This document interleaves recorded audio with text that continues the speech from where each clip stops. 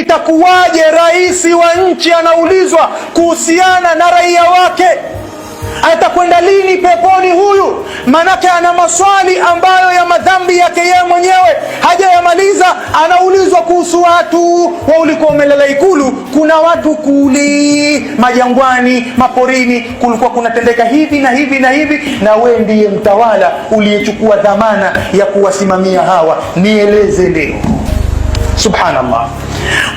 Usigombee nafasi yoyote dhamana ya kuongoza watu katika maeneo kama unajijua wewe si mwadilifu, au unajua chama chako kina sera na kanuni na ilani zitakazokupelekea wewe unadhulumu watu hali ya kuwa unajiona. Usigombee, na ukichaguliwa kataa. Wallahi mambo ni mazito mbele ya Allah. Wataenda motoni hawa viongozi hawa, si kwa madhambi waliotenda wao, hawakuzini wao, lakini zinaa ilikuwa inafanywa kwenye utawala wao, na wao ndio waliokuwa wakiruhusu leseni zitoke za uzinifu. Wanakwenda motoni kwa uzinifu wa mtu mwingine, wanakwenda motoni kwa ulevi wa mtu mwingine, wanakwenda motoni kwa makosa ya watu wengine.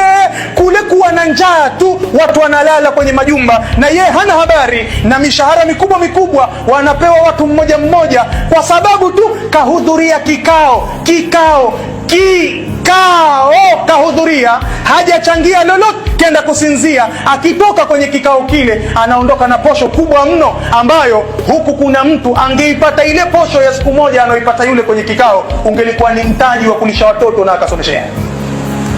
Utanambiaje huyu anakwenda peponi kirahisi rahisi? Hendi peponi kirahisi rahisi. Usigombee. Ridhika na ulicho nacho. Dhamana ya watu iheshimu sana. Usiwaone wanafaidi wenye kugombea, waonee huruma. Ndiyo maana mmoja katika as-salaf anasema, lau kanat li da'watun mustajaba laja'altuha li wali amri almuslimin. Lau ningelikuwa na dua moja, nimepewa chansi, dua moja nikaambiwa omba dua hiyo, ukiomba itajibiwa, hairudi, basi nisingeliomba pepo wala nisingeliomba moto wala nisingeliomba chochote, ningelimwombea dua mtawala anayewatawala watu. Huyu mtu anitilisha huruma. Hawa watu pepo yao ni ndogo mno, hakuna hija wala nini. Dhamana ya watu ni kubwa mno. Sikiza Mtume sallallahu alayhi wasallam anavyosema, ma min ra'in, hakuna kiongozi yoyote, mchungaji yoyote, isipokuwa sayasaluhu Allah atamuuliza amma star'ahu, kuhusiana na kile alichompa kiongoze, kile alichompa kichunge. Itakuwaje sheha anaulizwa kuhusiana na nyumba alizopewa azisimamie katika mtaa wake? Itakuwaje ndugu zangu wa Kiislamu? Sheha. Itakuwaje diwani anaulizwa kuhusu kata yake? Itakuwaje mwakilishi anaulizwa kuhusu raia wa jimbo lake? Itakuwaje rais wa nchi anaulizwa kuhusiana na raia wake?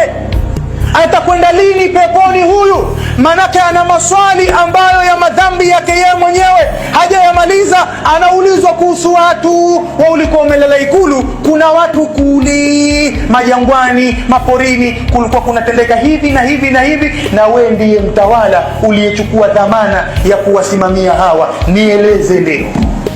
Subhanallah.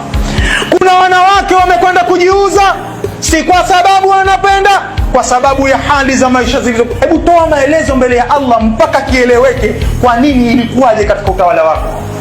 Mambo ni mazito. Mtume ndo kasema ataulizwa kila kiongozi kuhusu alichopewa akisimamie. Sikiliza maneno haya, anaulizwa hivi na Allah subhanahu wa ta'ala, ahafidha dhalika am dhayya.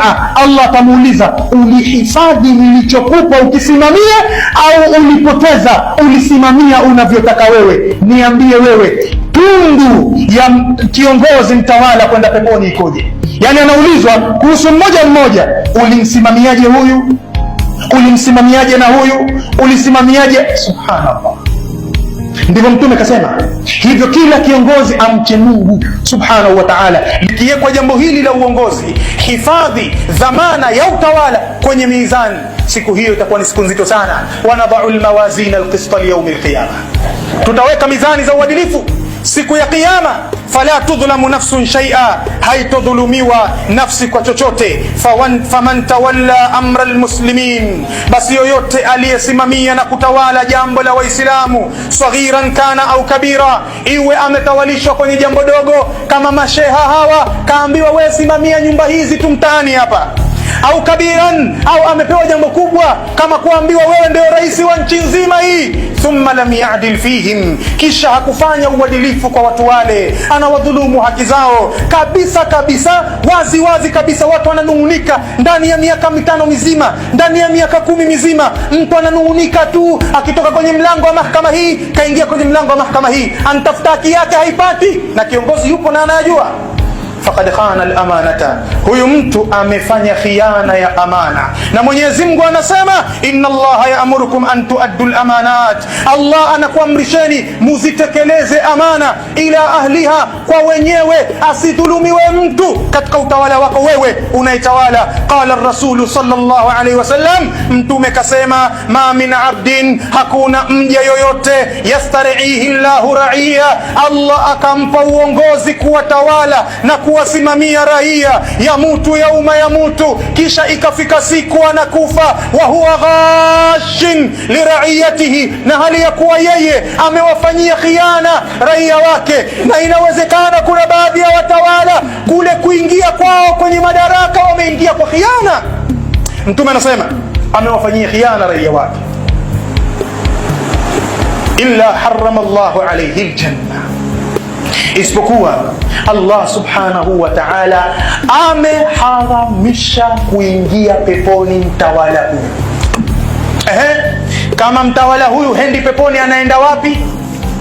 Na uitwe Alhaji, uitwe Alnani, Alhaji, Alyusuf, Albakari, uitwe popote utakapoitwa. Ikifikia pahala mtume anasema yamutu yauma yamutu wa huwa ghashin liraiyatihi, anakufa siku anayokufa amekufa na dhambi ya kuwafanyia khiana raia wake. Wamekwenda watu kwake, mheshimiwa, tumekuja hapa, tuko tayari sisi kukusikiza na kukutii. Hii ni mifano tunayotoa, hiyo picha unaitengeneza kwenye akili yako sio hiyo. Yani natoa mifano, tunaeleza tu mambo yalivyo. Yani watu wamekuja kwa muongozi, kiongozi, tuko tayari kukutii, yaliyopita yamepita, lakini tukubaliane 1 2 3 4 5, tuko tayari.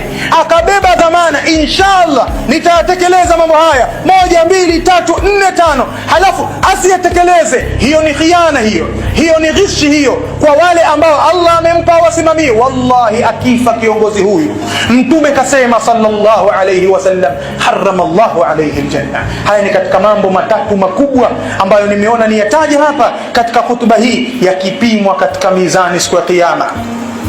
Yakipimwa katika mizani siku ya kiyama, kesi yake ni nzito, mtu atakaa muda mrefu katika mahakama ya Allah subhanahu wa ta'ala.